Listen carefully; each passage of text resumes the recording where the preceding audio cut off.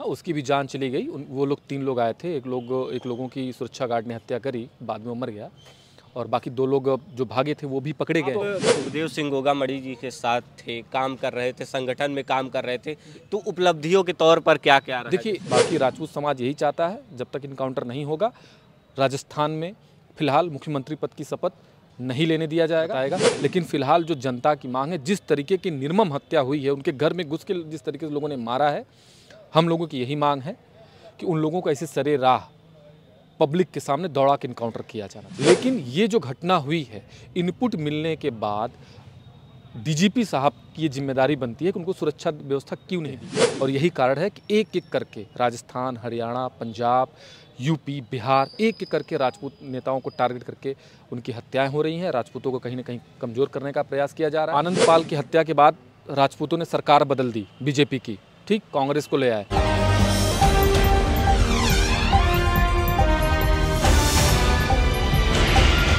नमस्कार दोस्तों, मेरा नाम है प्रमोद गुप्ता और आप देख रहे हैं जय भारत न्यूज। राजस्थान के करणी सेना के अध्यक्ष सुखदेव सिंह गोगामड़ी की गोली मारकर हत्या कर दी गई और पूरे देश में आक्रोश है।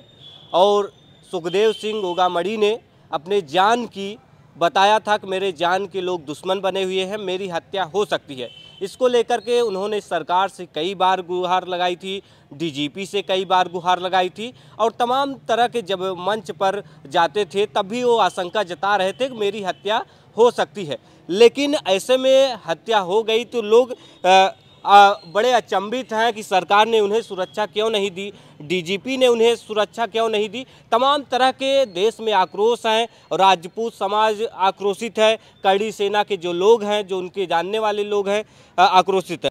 कहने के देखिए, हमारे क्षत्रिय समाज का बहुत बड़ा नुकसान हुआ है, क्योंकि गोगामड़ी जी के साथ मैं हमको लगता है 7 सालों से मैं जुड़ा हुआ था उनसे, उनकी विचारधारा से मैं बहुत प्रभावित था। उनकी एक ही मंशा थी कि पूरे देश में तकरीबन 1000 से ज़्यादा राजपूतों के संगठन हैं। वो चाहते थे कि अलग अलग मंच पे जो राजपूत राजनीति कर रहे हैं या लोगों को संगठित करने का प्रयास करें, वो एक मंच पे आएँ, क्योंकि अलग अलग मंच पे जब वो लोगों को जोड़ते हैं तो कहीं ना कहीं वो उतने अच्छे से काम नहीं हो पाता है, राजपूतों को उस लेवल पे मदद नहीं मिल पाती है और कहीं ना कहीं उनका शोषण होता है। वो अलग अलग होते हैं और जब अलग होते हैं तो उनका बड़ा नुकसान होता है। जैसे इस तरीके की जो घटनाएं हो रही हैं, ये कहीं ना कहीं आपसी गुटबाजी की वजह से हो रही हैं। मरने वाला भी राजपूत, मारने वाला भी राजपूत।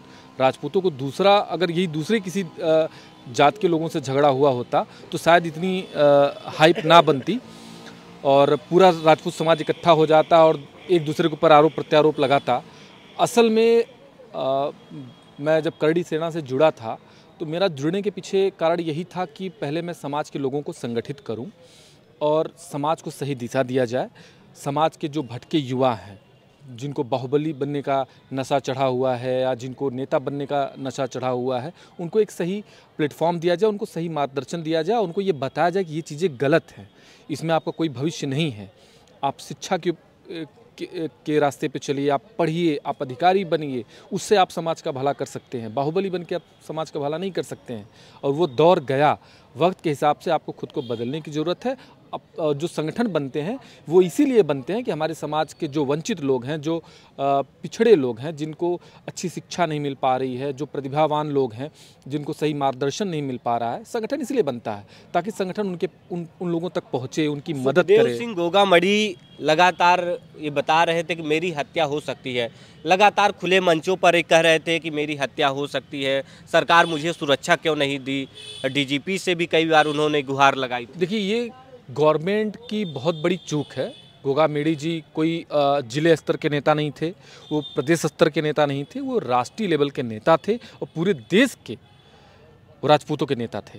पूरे देश का राजपूत उनको अपना नेता मानता था और जिस तरीके से वो करणी सेना को इस स्तर पे ले गए, एक छोटा सा संगठन जो एक ज़िले से शुरू हुआ राजस्थान के और पूरे देश में चला गया और पूरे देश के राजपूतों ने सहयोग किया, पूरे देश के राजपूत साथ इकट्ठा हुए, तो वो शुरू से मांग करते थे कि भाई जितने भी संगठन हैं सब साथ आए, हम मिल के लड़ सकते हैं, अलग अलग लड़ेंगे तो हमारा नुकसान होगा।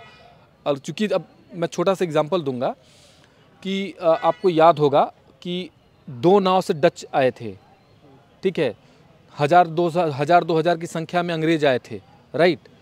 मुगल पहले कितने आए थे, मोहम्मद गोरी पहले कितने लोगों को लेकर आया था। करोड़ों की आबादी है यहाँ पे, लेकिन कुछ लोग आते हैं और हमारे देश पे कब्जा कर लेते हैं। क्यों? क्योंकि आपसी फुटमत है यहाँ पे, लोग आपस में लड़ते हैं, एक दूसरे को सहयोग, एक दूसरे के लिए सहयोग की भावना नहीं है। पहले लोगों को अपना फ़ायदा दिखता है। यही कारण रहा है कि देश बार बार गुलाम हुआ है। मैं आपके मीडिया के माध्यम से अपने समाज के लोगों से यही कहना चाहता हूँ, समाज का दुश्मन कोई दूसरा नहीं है, समाज का दुश्मन समाज है। समाज में कुछ ऐसे भी संगठन हैं समाज के जो सिर्फ चंदा इकट्ठा करते हैं, ज़मीन पे काम नहीं करते, और जो ज़मीन पे काम करने वाले लोग हैं, लोग उनको सहयोग नहीं करते हैं। और यही कारण है कि एक एक करके राजस्थान, हरियाणा, पंजाब, यूपी, बिहार, एक एक करके राजपूत नेताओं को टारगेट करके उनकी हत्याएं हो रही हैं। राजपूतों को कहीं ना कहीं कमज़ोर करने का प्रयास किया जा रहा है। और पंजाब पुलिस ने इनपुट दिया था कि कहीं न कहीं इनकी जान को खतरा है, सुखदेव सिंह गोगामड़ी। फिर भी राजस्थान पुलिस, राजस्थान की जो इंटेलिजेंस है, लोग के ऐसे क्यों फेल हो गए? क्या वो लोग खुद चाहते थे? लोग ये भी आरोप लगा रहे हैं। देखिए, कांग्रेस गवर्नमेंट थी, और कांग्रेस गवर्नमेंट से हम वैसे भी लॉ एंड ऑर्डर की उम्मीद तो आप कर ही नहीं सकते। जहाँ जहाँ भी सरकार है कांग्रेस की, लॉ एंड ऑर्डर है थोड़ा बहुत जो भी मेंटेन है, तो बीजेपी गवर्नमेंट में किसी सरकार की तारीफ़ नहीं कर रहा हूँ। लेकिन ये जो घटना हुई है, इनपुट मिलने के बाद डीजीपी साहब की ये जिम्मेदारी बनती है कि उनको सुरक्षा व्यवस्था क्यों नहीं दी गई। ठीक है, अभी चुनाव हो रहे थे, आचार संहिता लगा हुआ था, गवर्नमेंट नहीं बनी थी, ऑलरेडी सरकारें बर्खास्त थीं, अभी नए मुख्यमंत्री बनेंगे, शपथ लेंगे, लेकिन इस दौरान तो पूरी जिम्मेवारी डीजीपी की होती है। अगर डीजीपी को ऐसा इनपुट मिला था, अगर उन्होंने उनको सुरक्षा व्यवस्था नहीं की, अगर गोगामेडी जी की हत्या हुई है, तो सबसे पहले मैं सरकार से यही मांग करूँगा कि डीजीपी को सस्पेंड किया जाए, डीजी को सस्पेंड किया जाए, वहाँ जोन के जो आईजी हैं उनको सस्पेंड किया जाए, वहाँ लोकल लेवल पे जो वहाँ के कप्तान हैं, सीओ हैं, उनको बर्खास्त किया जाए। और इस मामले में देखिए, पकड़े गए हैं, साल 2 साल में जमानत हो जाएगी, बाहर आ जाएंगे, वो सज़ा होगी, क्या होगा वो वक्त बताएगा। लेकिन फ़िलहाल जो जनता की मांग है, जिस तरीके की निर्मम हत्या हुई है, उनके घर में घुस के जिस तरीके से लोगों ने मारा है, हम लोगों की यही मांग है कि उन लोगों को ऐसे सरे राह पब्लिक के सामने दौड़ा के इनकाउंटर किया जाना चाहिए। एक कपड़ा कारोबारी के जरिए अंदर एंट्री करते हैं, फिर कार्ड देने के बहाने आते हैं, फिर वहीं पे फायरिंग शुरू कर देते हैं। और बताया जा रहा है कि सुरक्षा गार्ड भी वहाँ एक ही था, एक फायरिंग गन को लोड करा तो भी भाग गया। हाँ, उसकी भी जान चली गई। वो लोग 3 लोग आए थे, एक लोगों की सुरक्षा गार्ड ने हत्या करी, बाद में वो मर गया, और बाकी 2 लोग जो भागे थे वो भी पकड़े गए हैं। तो कहीं न कहीं देखिए, ठीक है, पकड़े गए हैं, वो प्रशासन की जिम्मेदारी थी, पकड़ना ही था उनको। लेकिन अब जो जनता चाहती है, जो पब्लिक चाहती है, ऐसा तो नहीं कि देश में इनकाउंटर नहीं होते, हर जगह इनकाउंटर होते हैं, तमाम प्रकरण में हुए हैं। ये भी एक बहुत बड़ा प्रकरण है, इसमें सीधा इनकाउंटर होना चाहिए। ठीक है, कानून व्यवस्था की बात है, पुलिस ने पकड़ा है, वो पुलिस कुछ भी कर सकती है। अगर ये पुलिस की लापरवाही का नतीजा है, तो पुलिस इस चीज़ को इनकाउंटर करके सुधार भी सकती है, लेकिन इनकाउंटर तो होना चाहिए। बाकी राजपूत समाज यही चाहता है, जब तक इनकाउंटर नहीं होगा, राजस्थान में फिलहाल मुख्यमंत्री पद की शपथ नहीं लेने दिया जाएगा। यही सत्य है, ये अटल सत्य है। इस मुद्दे पे पूरे देश का राजपूत समाज एकजुट है, एक साथ खड़ा है। जब तक जो आरोपी हैं जिन्होंने हत्या की है, जब तक इनका इनकाउंटर नहीं होगा, तब तक आप लोग मुख्यमंत्री पद का शपथ नहीं लेने दिया जाएगा। हालांकि आज अभी तक जो सूचना मिली है कि जो हमारी मांगे थी, उस मांग को क्या मांगे रही हैं? देखिए, पहली चीज़ तो था कि सुरक्षा में जो चूक हुई, तो उनकी पत्नी को सुरक्षा व्यवस्था दी जाए, ठीक है, उनके बच्चों को मुआवजा दिया जाए, और इनकाउंटर होना चाहिए। ये हमारी प्रमुख मांगे थी, और सरकार ने शायद ये सब बातों को मान लिया है। इनकाउंटर वाली बात पे सरकार बैकफुट पे जा रही है, लेकिन ये जब तक नहीं होगा, हम बैकफुट पे नहीं आने वाले हैं। राजपूत समाज बैकफुट पे नहीं जाने वाला है। लोग नहीं। आनंद पाल की हत्या के बाद राजपूतों ने सरकार बदल दी, बीजेपी की, ठीक, कांग्रेस को ले आए, और जैसे ही कांग्रेस गवर्नमेंट आई और सुखदेव गोगामेडी जी की हत्या हुई, तो कहीं न कहीं ये कांग्रेस सरकार भी राजपूतों की देन है। ये कांग्रेस सरकार जो गई है वापस, बीजेपी गवर्नमेंट आई, ये कहीं न कहीं सिर्फ और सिर्फ राजपूतों की देन है, जो राजपूतों ने सरकार बदला। राजस्थान में राजपूत बहुत सक्षम है, सरकार बनाता है, बिगाड़ता है, वो हमेशा परिवर्तन करता रहता है। तो कहीं न कहीं भाई अब राजपूतों को टारगेट करेंगे। जिस हिसाब से सरकार कांग्रेस काम कर रही थी, वो तो खैर तुष्टिकरण की राजनीति करती है कांग्रेस, लेकिन जिस तरीके से पूरे 5 साल के कार्यकाल में इन्होंने जितना राजपूतों को टारगेट किया, जितना नुकसान पहुँचाया, आर्थिक रूप से जान माल की जितना हानि करी, कांग्रेस के साथ कभी राजपूत समाज नहीं, बहुत सारी ऐसी घटनाएं हुई। अब किसी घटना का जिक्र करना चाहें? देखिए, पहले तो जो एक एक छोटा सा एग्जाम्पल तो कन्हैया लाल का मुद्दा बहुत बड़ा मुद्दा राजस्थान चुनाव में रहा और उस बैकअप में राजपूत समाज उनके साथ खड़ा हुआ और जब कन्हैया लाल की हत्या हुई तो पूरे प्रदेश में राजपूत समाज ने ही आंदोलन किया और भाई राजपूत समाज खैर देश की सुरक्षा के लिए ही राजपूत जाने जाते हैं। जब भी देश में या विषम परिस्थिति में देश रहा है तो राजपूतों ने अपना खून दिया है, संपत्ति दान की है, मतलब राज्य रजवाड़े मतलब पूरी रियासतें दान दी हैं इस देश के लिए, समाज को संगठित करने के लिए, ताकि हमारा समाज सुरक्षित रहे। समाज में हम सब लोग आते हैं, सभी कौमें आती हैं, तो हम लोग इस देश के लिए बलिदान देना जानते हैं, हमारे पूर्वजों ने दिया है, हम भी देंगे। और गोगा मेडी जी यही कहते थे, वो राजपूत जरूर थे लेकिन वो सत्य सनातन की बात करते थे कि सब लोग एक हो जाओ, नहीं तो कन्हैया लाल जैसी घटनाएं लगातार होती रहेंगी।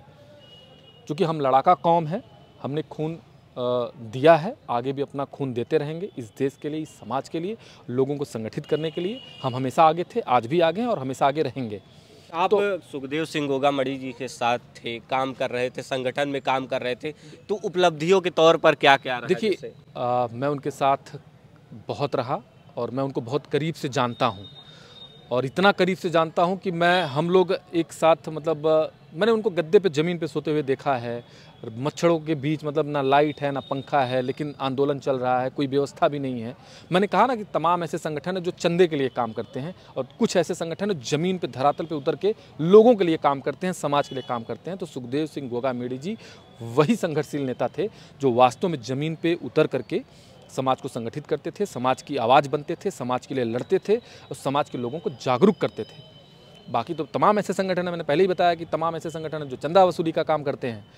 तो कहीं ना कहीं इस वजह से आज गोगा मेडी जी के लिए पूरे देश में जो जनसमर्थन है, जो लोगों के अंदर आक्रोश है, वो किसी और नेता के लिए नहीं है। राजस्थान में अलवर में दुकानें भी बंद कराई गई, राजस्थान बंद का ऐलान भी था। बंद नहीं कराया गया, ये एक गलत न्यूज़ है। ये बंद नहीं कराया, लोगों ने स्वेच्छा से बंद किया क्योंकि वो पूरे राजस्थान के नेता थे, राष्ट्रीय लेवल के नेता थे। की खबरें थी, तोड़फोड़ तो देखिए शुरुआत में आक्रोशित तो होंगे ही भाई, जो पब्लिक की मांग है। शुरुआत में जब घटनाएं होती हैं तो पुलिस अगर सक्रिय होती तो तोड़फोड़ भी ना होती और पुलिस अगर सक्रिय होती तो हत्या भी ना होती। तो कहीं ना कहीं ये पुलिस की लापरवाही का नतीजा है और इसके लिए तो मैं डीजी को ही दोषी मानूंगा और उनको ही सस्पेंड करना चाहिए, उनको ही बर्खास्त करना चाहिए और इस मामले की सघन जांच हो। और पब्लिक जो चाहती है, लोग जो चाहते हैं, पूरा राजपूत समाज जो चाहता है, वो यही चाहता है कि दोषियों का इनकाउंटर हो। जिसके पास 6 गार्ड थे, फिर कहें कि जब आचार संहिता लगता है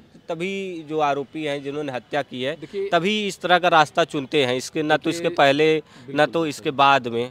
देखिए जब आचार संहिता लगता है तो आपके पास जो प्राइवेट असलहा होता है, जैसे आपके पास जो लाइसेंस है वो जमा हो जाता है। प्राइवेट सुरक्षा जो घेरा है, सुरक्षा, हाँ बिल्कुल, आप गनर भी रखते हैं अपने पास तो वो भी कहीं ना कहीं आप प्राइवेट रखते हैं तो उनका भी असलहा वो जमा हो जाता है चुनाव के समय पे। लेकिन उस दौरान अगर अगला बार बार कह रहा है कि मुझे जान का खतरा है, मुझे बार बार धमकी मिल रही है, अभी 10, 12, 15 दिन पहले उनको धमकी मिली थी। उन्होंने अपनी निगरानी के लिए खुद से निजी 6 गार्ड रखे थे और घर के आसपास या क्षेत्रों में CCTV कैमरे से निगरानी हो रही थी। बिल्कुल हो रही थी। इन सब के बावजूद भी भाई नेता है, मैं भी जैसे नेता हूँ, लोग मिलने आते हैं तो लोग अब हर व्यक्ति का तो कमर तो चेक नहीं करेंगे ना कि भाई आप असलाह लेके आए, चक्कू लेके आए, बम लेके आए, क्या लेके आए। हर आदमी को चेक नहीं किया जा सकता। आप हमारे पास आए, निमंत्रण के भाव से आए, मुझे आपका आमंत्रण स्वीकार करना था। तो अब मुझे नहीं पता था कि आप मेरी हत्या कर देंगे। तो गोगा मेडी जी के साथ वही हुआ और ये गलत हुआ। इसकी जितनी निंदा की जाए उतना कम है। और खैर गोगा मेडी जी को पूरे राजपूत समाज की तरफ से, सर्व समाज की तरफ से, पूरे देश की तरफ से श्रद्धांजलि है। और वैसा नेता अब नहीं आने वाला है, उतना संघर्ष करने वाला नेता नहीं आने वाला है। क्योंकि लोगों को बड़ी बड़ी गाड़ियों में टहलना, काफिले में टहलना और बैनरबाजी करना, हाथ हिलाना आता है, लेकिन ज़मीन पर उतर के संघर्ष करके यहाँ तक पहुँचना ये सिर्फ गोगा मेडी कर सकते हैं। और ये सबके बस की बात नहीं थी। गोगा मेडी एक ही थे, एक ही हैं। लोगों को, राजपूत समाज को या सभी समाज के लोगों को उनका अनुसरण करना चाहिए, उनसे सीखना चाहिए। ये मेरा अनुभव है। अभी हमारे साथ थे उत्तर प्रदेश के पूर्व महासचिव करणी सेना के, जो खास बातचीत कर रहे थे।